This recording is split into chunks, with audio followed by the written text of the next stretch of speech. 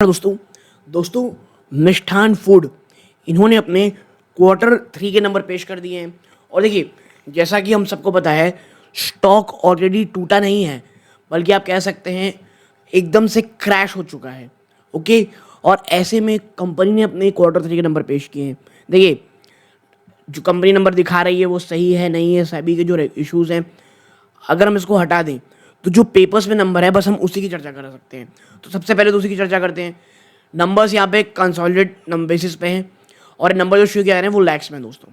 तो देखिए, सबसे पहले रेवेन्यू फ्रॉम ऑपरेशन कितना आया, ये आया है 322 करोड़। ये एक साल पहले 330.52 था। ठीक है, और अदर इनकम देखेंगे तो ये बहुत ही नेग्लिजिबल है। अब आपका टोटल रेवेन्यू यहाँ पे निकल के आएगा 322.77 करोड़, जो एक साल पहले 330.50 करोड़ था। और पिछले क्वार्टर में देखेंगे 341 करोड़ था।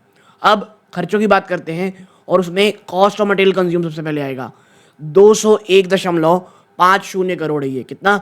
201.50 करोड़ है।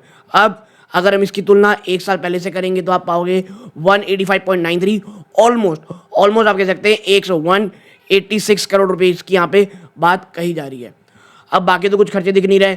एम्प्लॉय बेनिफिट एक्सपेंस अगर आप देखोगे तो आप पाओगे यहाँ पर 76 लाख है, जो एक साल पहले 79 लाख था, क्योंकि लैक्स में है नंबर। फाइनेंस कॉस्ट आपका 40 लाख है, जो एक साल पहले 1.04 करोड़ था। यहाँ काफ़ी पैसे आपके बच गए। अब अदर एक्सपेंसेस 46.18 करोड़ है, जो एक साल पहले 47.27 करोड़ था। और पिछले क्वार्टर में 44 आप क्या कह सकते हैं कि 44.75 करोड़ है। आप इन तमाम खर्चों को जोड़ लेंगे तो आपका क्या निकल जाएगा टोटल खर्चा?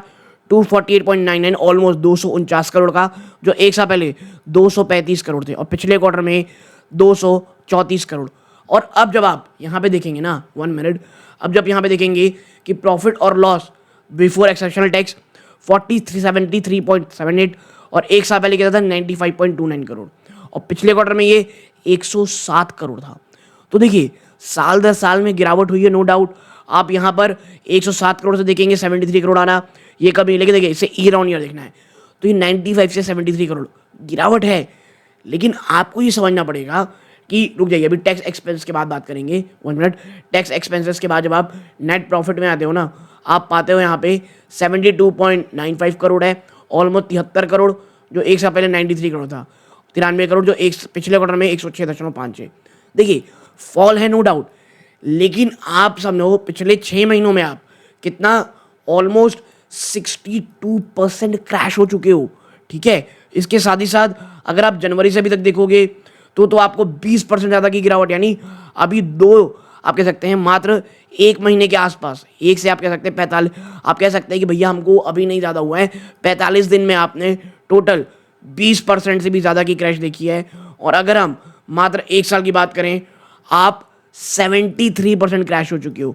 तो एक साल में आप 73% क्रैश होने के बावजूद अगर आप EPS 68 पैसा में अभी बचा के रखे हो, जो एक साल पहले 93 पैसा थी, तो मैं ये नहीं कहूँगा कि आपने कोई बहुत ही शानदार नंबर पेश कर दिए हैं और 99 पैसे से 68 बने, लेकिन 72% का क्रैश से तो अच्छे ही दिख रहे हैं आपको ये। ठीक है, तो इसीलिए मैं कहता हूँ कि नंबर्स अगर आप माने कि हाँ भाई नंबर अच्छे हैं क्योंकि नंबर ये शो किए जा रहे हैं, तो मुझे कोई बहुत ज़्यादा खराबी यहाँ नहीं दिख रही है। ओके, और अगर आप स्टैंड अलोन में जाओगे, यानी जो कंपनी का कोर बिजनेस है बासमती राइस वाला, अगर आप देखोगे तो आप पाओगे यहाँ पे टोटल रेवेन्यू 72 करोड़, जो एक साल पहले 79.82 80 करोड़ था। आपका टोटल खर्चा इसमें दिखेगा 69.73, जो एक साल पहले किया था 73.40 करोड़। अब इसमें अगर आप आओगे और बात करोगे किस चीज़ की, प्रॉफिट और loss exceptional item tax 2.37 crore है, जो एक साल पहले 6.42 करोड़ था।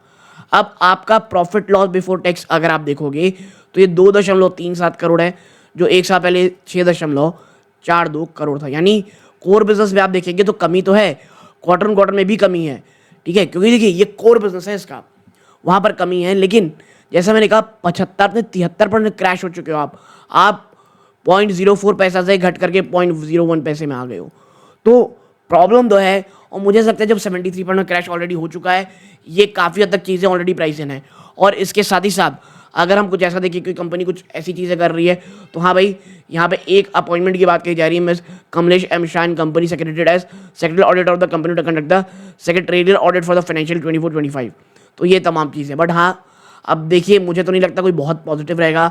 जिस तरह का बाजार है, गिरावट अभी भी होगी, लेकिन मुझे लगता है अगर कोई पॉजिटिव चीज़ें आती हैं कि कंपनी जो सेबी के इश्यूज़ हैं उसको रिजॉल्व करती है, तो मुझे लगता है कहीं ना कहीं कुछ पॉजिटिविटी दिखेगी। यहाँ तक जुड़े रहे, बहुत बहुत धन्यवाद। ये वीडियो का अंत है।